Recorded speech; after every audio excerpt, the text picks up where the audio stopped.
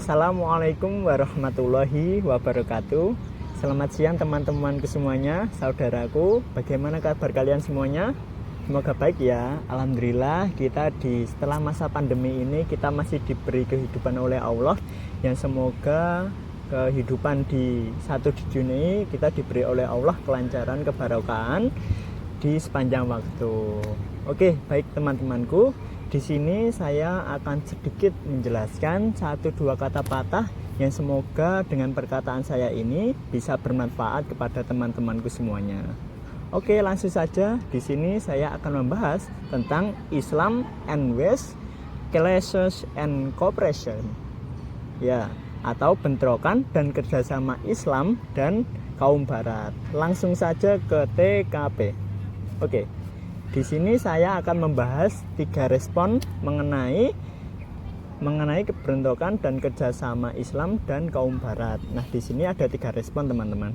Yang pertama, eksklusif rejectionist. Lalu yang kedua, inklusif integrationist. Lalu yang ketiga yaitu eksklusif inklusivist kompleks. Oke, langsung saja menginjak yang pertama. Yang pertama yaitu eksklusif rejectionist. Apa itu eksklusif rejectionist? Ada yang tahu? Ada yang tahu? Oh ya, yaitu menolak segala jenis pengetahuan dari Barat. Misal nih, ada di Barat itu menghalalkan daging babi. Nah, di Indonesia kan jelas-jelas haram, jadi ditolak di Indonesia.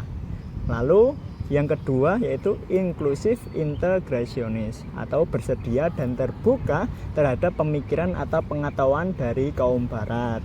Nah, misal pengobatan kesehatan di Indonesia kaum Islam itu kurang. Nah, di Barat mungkin kesehatannya lebih maju, ilmu kedokterannya lebih maju, maka kaum Islam itu terbuka terhadap pengetahuan dari kaum Barat. Lalu yang ketiga yaitu eksklusivist inklusivist kompleks, yaitu dapat menerima pengetahuan dari Barat dan pengetahuan tersebut dapat menjadi sah. Nah, mungkin dari ilmu kesehatan itu bisa diterima oleh kaum Islam dan bisa diterapkan dan disahkan oleh kaum Islam. Seperti itu teman-teman, sedikit penjelasannya. Lalu sebelum membahas lebih lanjut mengenai 3 respon tersebut, kita sedikit akan membahas flashback tentang keterkaitan dikotomi konsep Islam dan dikotomi konsep dari kaum Barat. Langsung saja, ada yang tahu dikotomi itu apa? Ada yang tahu? Oh, saya jawab ya. Jadi dikotomi adalah pembagian dua konsep kelompok yang saling bertentangan, yaitu Islam dan Barat. Coba diulangi lagi. Pembagian konsep dua kelompok yang saling bertentangan, yaitu kita di sini membahas tentang Islam dan Barat. Nah, kenapa kok Islam dan Barat itu kok bertentangan? Ada yang tahu? Ya, pembahasan konsep antara Islam dengan Barat tidak bisa disamaratakan karena keduanya sama-sama memiliki pedoman dan hakiatnya masing-masing. Bahkan kita di sini memiliki teman yang padahal teman kita itu bersama kita terus, tapi ketika menjawab soal itu mungkin berbeda pendapat karena memiliki pedoman keyakinan masing-masing. Keyakinan itu tidak bisa kita paksakan karena orang itu sudah terpaku oleh pedoman itu, keyakinan itu. Lalu menurut Asma Berlas, ini karena adanya perbedaan agama antara Islam dan agama di Barat, dan juga adanya perbedaan konsep ruang atau identitas geografis antara Timur Barat, dan yang jelas berbeda. Karena jelas ya, di agama Indonesia ini terutama ini memiliki mayoritas agama Islam, dan di Barat itu mayoritas agamanya Kristen dan apa? Dan yang lain sebagainya. Oke, langsung saja kita menjelaskan lebih jauh mengenai eksklusif rejectionist. Apa yang disebut mereka apa? Yang eksklusif rejectionist yaitu mereka yang keberatan dengan segala ilmu pengetahuan dari Barat. Jadi mereka yang keberatan dari ilmu Barat itu termasuk eksklusif rejectionist. Lalu siapa mereka? Yaitu kaum tradisional agama kaum revivalis agama yang biasa disebut dengan kaum Islam eksklusif. Jadi biasanya Islam-Islam yang eksklusif ini menolak kaum barat. Lalu apa pendapatnya? Dalam pemikiran kaum eksklusif, ide-ide kaum barat itu menyimpang menurut mereka.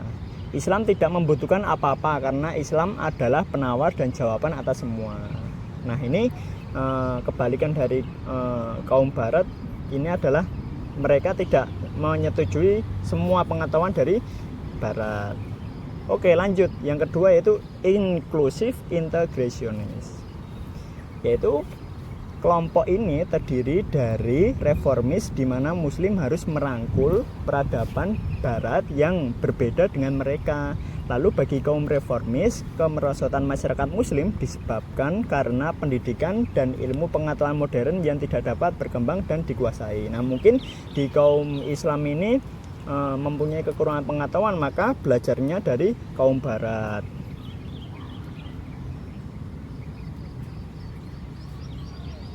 Nah, lanjut yang ketiga, yang terakhir yaitu eksklusif, inklusivis, dan kompleks. Ini respon ketiga yang muncul pada periode kebangkitan agama adalah yang bercirikan kompleks, eksklusivis, sampai inklusivis. Pada umumnya yang terakhir menerima modernitas saat ini,